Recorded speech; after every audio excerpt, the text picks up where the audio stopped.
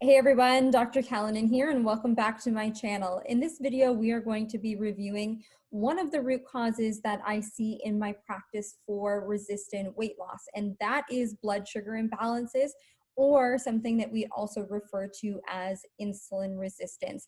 Now, in other videos, we've talked about what insulin resistance is and how you can get properly tested to know if this is impacting you. And in this video, we're going to talk about how you can use a clinical tool such as intermittent fasting or time-restricted feeding to help improve this condition that you may have and may be holding you back. Now, there is a vicious cycle when it comes to blood sugar.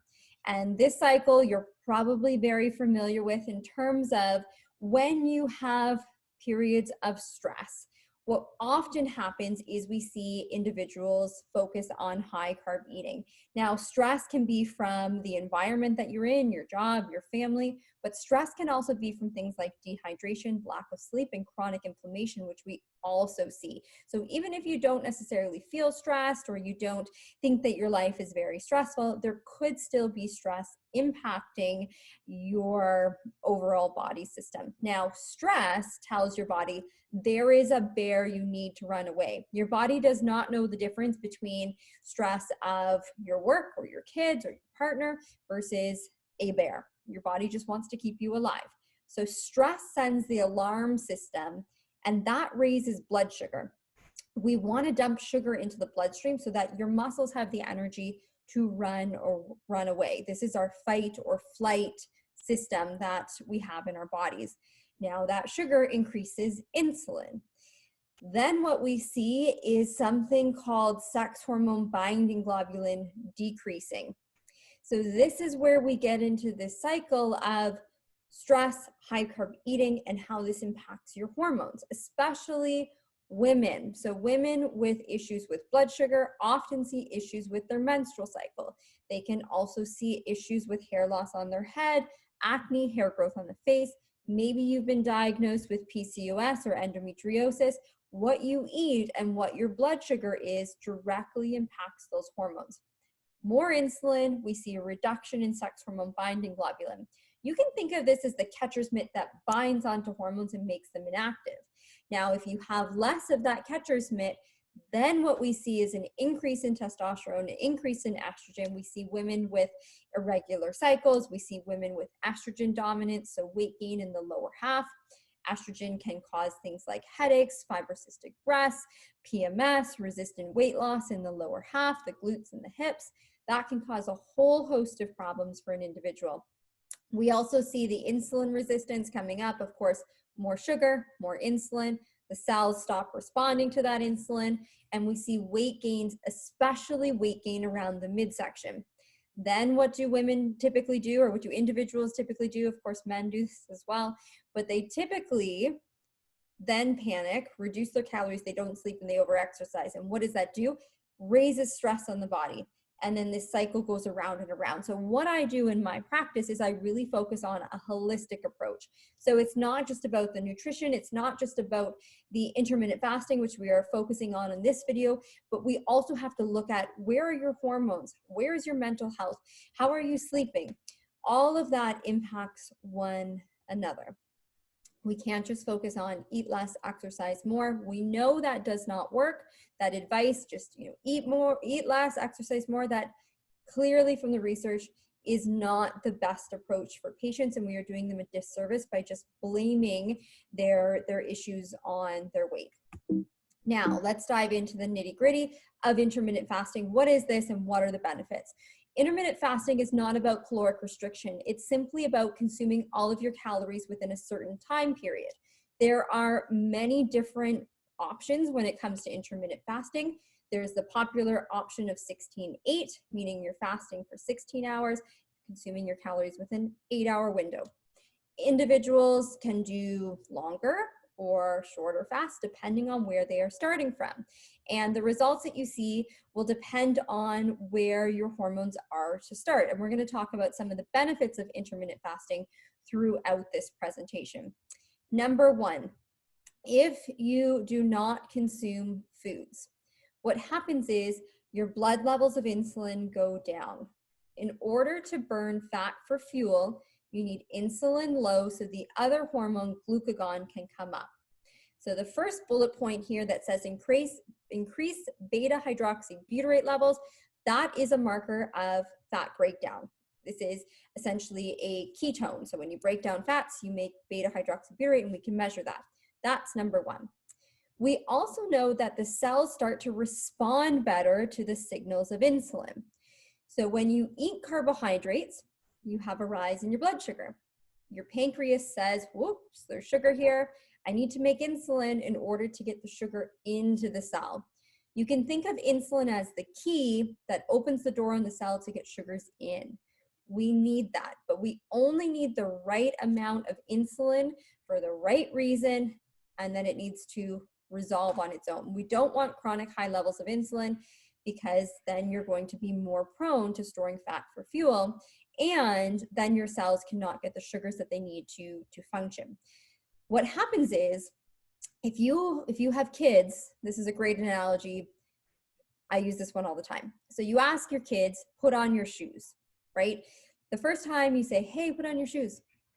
The 16th time, you really are louder, and now you're mad or more annoyed. That's what happens to insulin resistance. Essentially, the body is saying, insulin cells, open up, put the sugar inside. And the cells have these earmuffs that I think kids develop, where they just are like, la la la, they can't hear. So what we want to do is we want to improve the cellular sensitivity, meaning we need to take off the earmuffs from the cells so that our body just produces the right amount of insulin, and the cells are like, whoop, okay, got to take in glucose, everything's great. So when you do intermittent fasting, we actually see those earmuffs coming off. We see the insulin sensitivity improved in the muscle cells as well as in the liver. And individuals are walking around with chronic inflammation. I see it all of the time on my blood work. In fact, it is so prevalent. What the lab companies have done is they've just extended the reference range. So it used to be that you couldn't be above 2. Now it's, well, everybody has it, let's just make it above 5, which is, a whole other story for another presentation. But what we actually see is a reduction in inflammatory markers when individuals are doing intermittent fasting. Reduced inflammation in the kidneys. We see changes at every single organ level. In the heart, we see a lower heart rate. We see improvements in blood pressure. We see improvements in the resiliency to stress. The brain, we see improved cognitive function. We see reduced inflammation. And if you are fasting long enough, what we see is this process of autophagy being upregulated. What is autophagy? Essentially, it is the cleaning up of old cells. So your body will say, whoa, that cell's not behaving properly, or that cell's looking funny. We need to start breaking that cell down. That is a really great process that we want to have going on in the body in order to prevent chronic disease. So that's a great function of a longer fast. Now, what does this research say with regards to intermittent fasting? Well, this research compared individuals who had 3 meals a day versus individuals who skipped breakfast. They just had 2 meals a day. And what we actually saw with this research is an increase in lipolysis. Now, what does that mean? That means fat breakdown. And we also see an increase in energy expenditure. Your body metabolic rate actually goes up. Of course, this research confirmed that the insulin levels start to go down, right? So that fat storage hormone starts to go down in order to allow glucagon, your fat burning hormone, to come up. We also saw an increase in free fatty acid concentrations, meaning that we do start to see individuals break down fat for fuel, which is great. Exactly what we want. Now, counter-regulatory hormones. What the heck does this mean? This is hormones that help to counteract the impacts of fasting. So during fasting, of course, insulin levels fall. And when insulin levels fall, there is counter hormones that can come up. And we've talked about insulin levels come down, glucagon, your fat burning hormone, can come up. And this is really fantastic because this helps to keep us feeling really well. It keep our blood sugar nice and stable. We do need glucose in the bloodstream. And if you're not getting it from the foods that you're taking in, then your body needs to be able to break down your fats for fuel in order to release those stored energy into your bloodstream. We also see an increase in growth hormone. This is particularly important for the impacts of anti-aging and to preserve your lean muscle mass. Now, individuals get the most bang for their buck on fasting if they are also prioritizing sleep, because that's when your growth hormone rises as much. In fact, just one day of fasting has been shown to increase growth hormone by 2 to 3 times. So growth hormone, again, anti-aging, preserving lean muscle mass, it is really, really important. So if you can consider perhaps doing a 24-hour fast, as well as really prioritizing the amount of good quality sleep that you get, that will be fantastic for your overall health. Now, one of the questions I get asked a lot is protein broken down?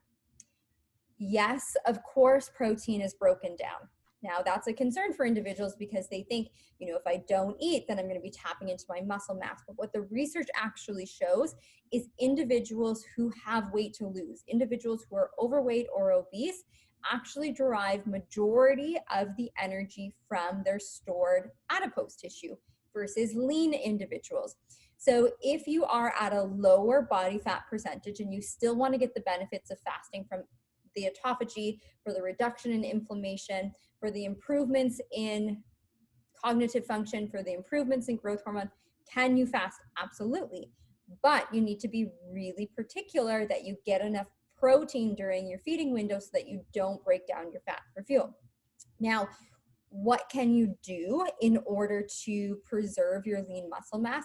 Of course, have enough protein at each and every meal. Now, I have 2 kids, I have 2 practices, I travel a lot. I recognize that one of the challenges and obstacles that I face, and so many of my patients do as well, is getting enough protein in. So one of the things that I often supplement my patients with is with amino acids. So here is an example of amino acid supplement in a capsule form. Amino acids are also really important for detoxification. This could be something that you can consider.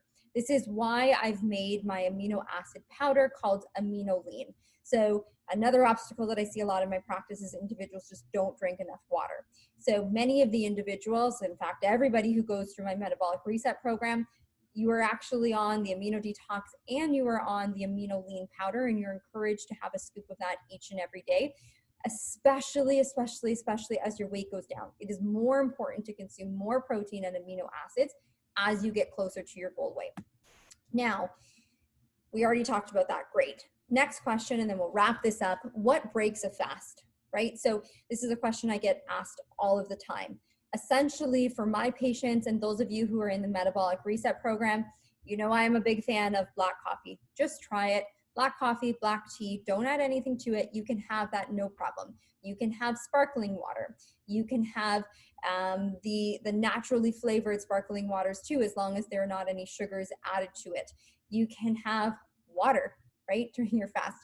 Anything that has calories in it, anything that has proteins or carbohydrates, in my opinion, does break the fast. So the majority of the individuals who are coming to me are looking for improvements in their energy.